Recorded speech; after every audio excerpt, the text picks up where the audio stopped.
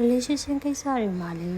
ကျမတော့စင်မပြေရတွေပဲခဏခဏကြုံနေရလို့ relationship နဲ့ပတ်သက်တဲ့အကြံဉာဏ်လေးတောင်းကြည့်ကြလို့ပေါ့နော် relationship ကိုလေကျမလိုချင်တဲ့ပုံစံလေးက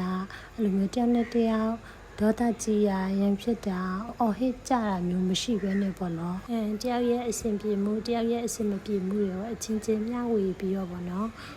တယောက်နဲ့တယောက်ငွေကြေးပဲဖြစ်ဖြစ်စိတ်ပိုင်းဆိုင်ရာပဲဖြစ်ဖြစ်အပြန်အလှန်ထောက်ပံ့ပေးနိုင်တဲ့လူမျိုးလေးကိုလိုချင်တာပေါ့နော်ဒါပေမဲ့ကျမအခုကြုံတွေ့နေရကြတော့ကျမကသူနဲ့တွေ့ရအခါမျိုးဆိုလို့ရှိရင်သူ့ရဲ့မှုပေါ်မှာမူတည်ပြီးတော့ကျမပျော်ရွှင်မှုကမူတည်သွားနေရပေါ့နော်သူကတကယ်လို့မှုပဲကောင်းလာတာအလုပ်ကိစ္စအဆင်မပြေလာမျိုးဆိုရင်ကျမကသူ့ကိုတွေ့ရမှာအရင်ကြောက်တယ်ပေါ့နော်ကျမအဲ့လိုအချိန်နေဆိုရင်ရင်တိတ်နဲ့ငါတို့ရဲ့ relationship ငါတို့ရဲ့စကားပြော connection ကကောင်းပါမလားပေါ့နော်အဲ့လိုမျိုးဒီထိကျမဆိုရင်ပူပန်နေရတယ်ပေါ့နော်အဲ့ဟာလေးကျမရှေ့ဆက်ပြီးတော့ဘယ်လိုလုပ်တင်လဲဆိုတာလေးအကြံဉာဏ်ပေးကြပါဦးနော်